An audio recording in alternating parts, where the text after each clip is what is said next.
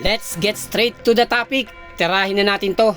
Koshigaya Alpha, nasa full swing na ng kanilang practice kahit wala pa ang Gilas Pilipinas big man na si Kai Sotto. Pag-asang makapasok ni Kai Sotto next year sa NBA, may pag-asa pa. With or without Kai Sotto, mapapanood natin sa video na yung practice ng bagong koponan nito na Koshigaya Alpha nasa full swing na. Na-present na po dito yung mga Japanese local teammates ni Kai Sotto. At ganun din po yung mga international import na sina LJ Peak, Jeff Gibbs at Tim Suarez.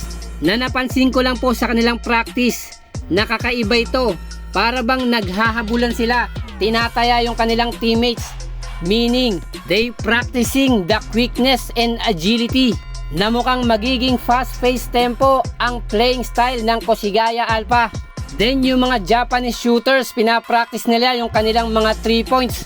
Habang itong si Tim Suarez doing the pick and roll play na magiging basic play ng mga big man ng Koshigaya Alpha. At itong si LJ Peak at Jeff Gibbs mukhang facilitator to ng mga plays sa mga laban na kanilang paglalaruan. Big boost naman po kay Kai Sotto yung nangyari sa isang French player na si Gershon Yabusele na dating ex-NBA player ng Boston. Bumalik sa Pransya sa nakalipas nga na paglalaro niya sa French national team.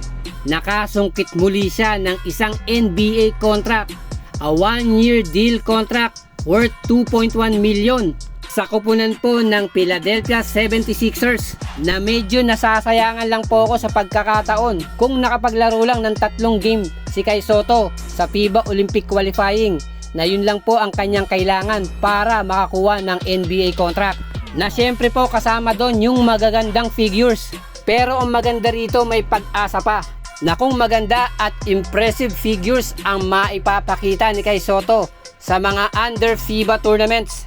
At lalo pa ngayon, mainit yung mga mata ng mga national teams ng mga iba't ibang bansa sa ating Gilas Pilipinas. In particular sa pinakita ng Gilas Pilipinas sa nakaraang FIBA Olympic qualifying tournament na tinalo nila yung koponan ng Latvia na number 6 sa FIBA World Ranking. At yung 4 na puntos na itinaas ng Gilas Pilipinas sa FIBA World Ranking.